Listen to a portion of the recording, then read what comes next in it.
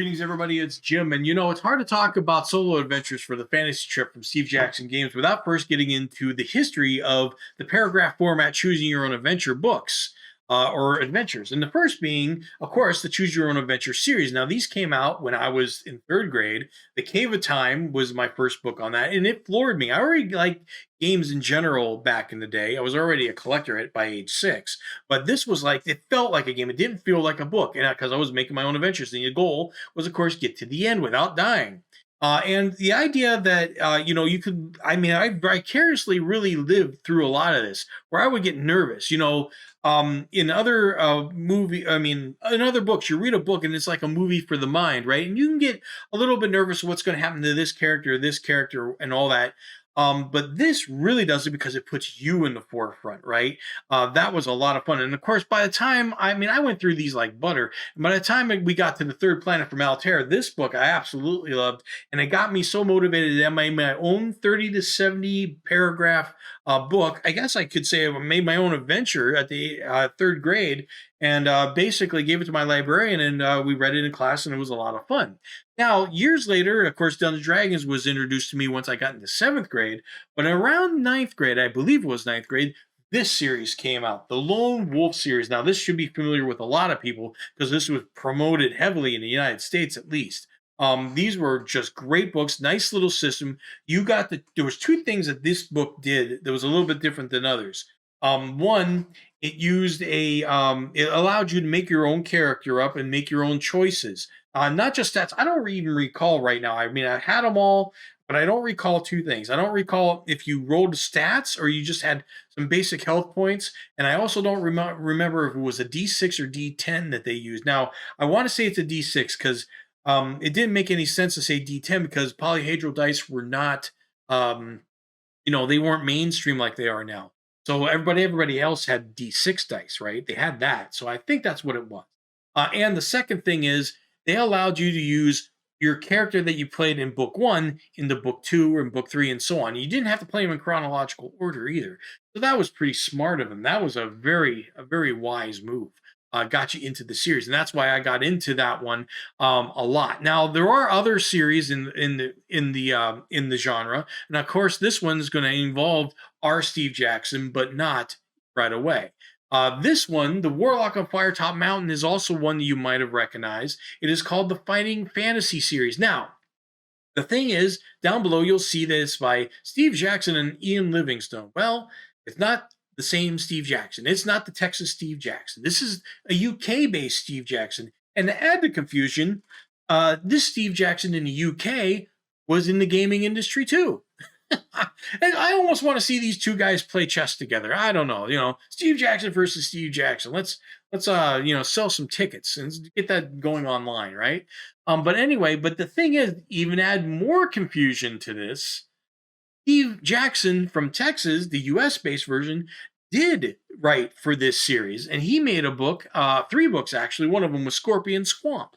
So it's like Steve Jackson and Ian Livingstone present Scorpion Swamp by a different Steve Jackson. It's just crazy. I don't know. I wonder if the controversy, really actually made the series more popular. We got something to talk about, right? Oh, I'm not that Steve Jackson. I wonder how many times both those guys got to say that.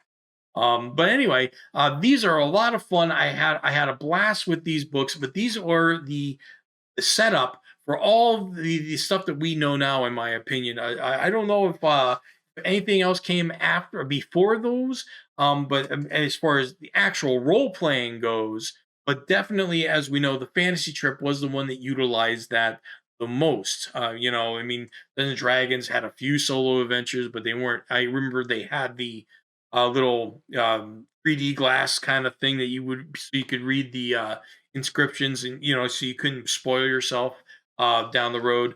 But nonetheless, they were a lot. These were all a lot of fun because there's something to do as a solo game. But today, I'm going to be talking to you about why you should be using the Red Crypt for the fantasy trip from Steve Jackson Games. So the Red Crypt is written by David L. Pulver, and we're all appreciative of his work, whether it be in Hexagram or work in adventures for Steve Jackson Games directly, or through Gaming Ballistic, his adventures that he's written over there. Definitely appreciative of all his work. Speaking of good work, let's look at the front cover here. Terry Pavlet, or Pavlet, I'm not sure how you say it.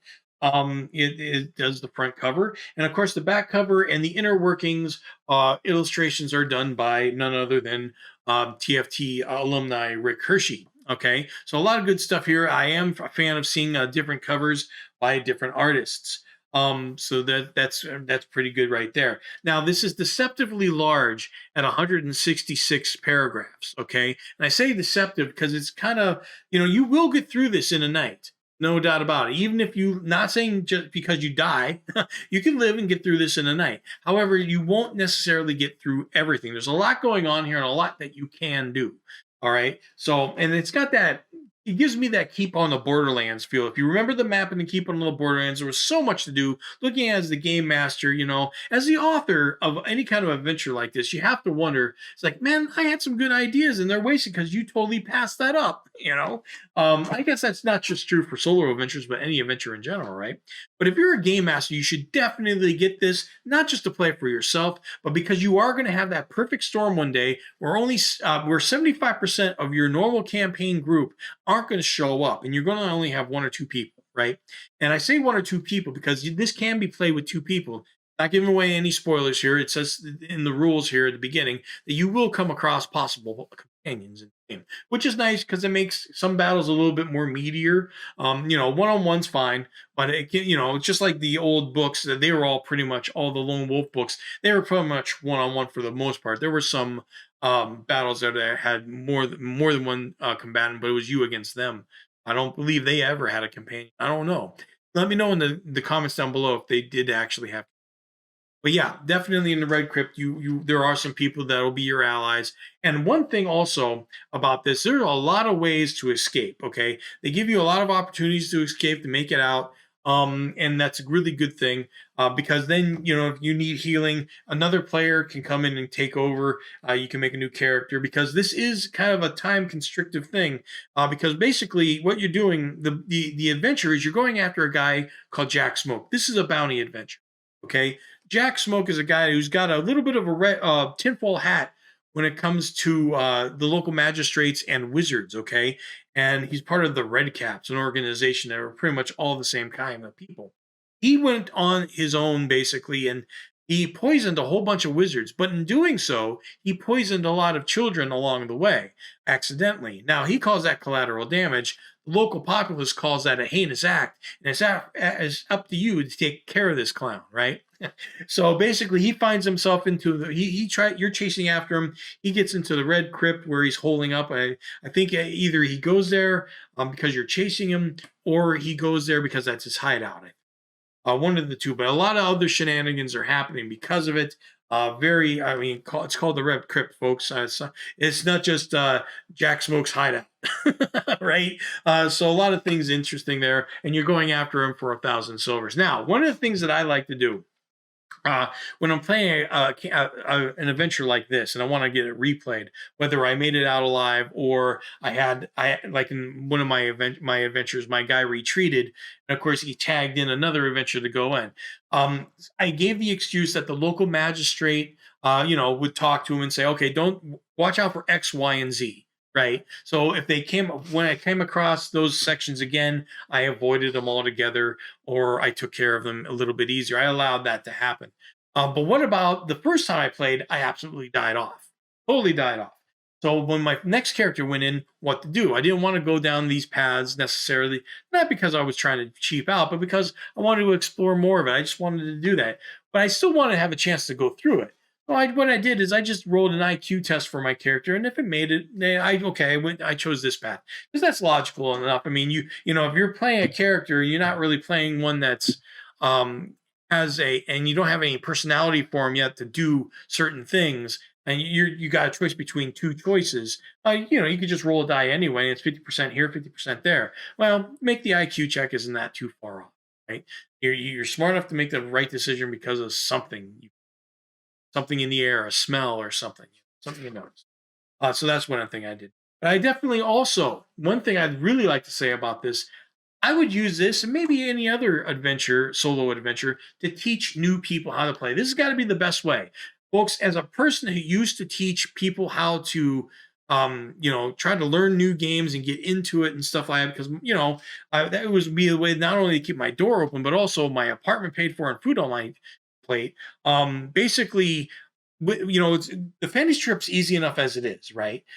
You've got you can play melee, you can just play a battle. You can easily teach people as they're just jumping into an ongoing campaign. But the thing is, they can get still a little lost in the shuffle. It's a good way to do it. Like I said, the fantasy trip is easy to learn, but this is even better, because now they are the star of the show. There's nothing distracting them. It is them and their decisions. They get all the loot, all the experience points. Maybe if they meet a companion along the way, they already have a storyline now. And as we talked about in the Lone Wolf series, one of the best things to get them going into book 2 and book 3 is here. Now you can play your character again. While if you just played melee, a battle of melee, they just feel like it's a gladiatorial game. They don't feel like it's their character. Now they got a little bit of a storyline here, and there's other things I could say about it, but I'll just leave it at that. So it's fun to play. It's great to use for those times where your main players aren't around, or the majority of your players aren't around, and it's definitely something to introduce new people to. Folks, the Red Crypt, definitely grab it. It's not expensive, from Steve Jackson Games, and I'll see you next video.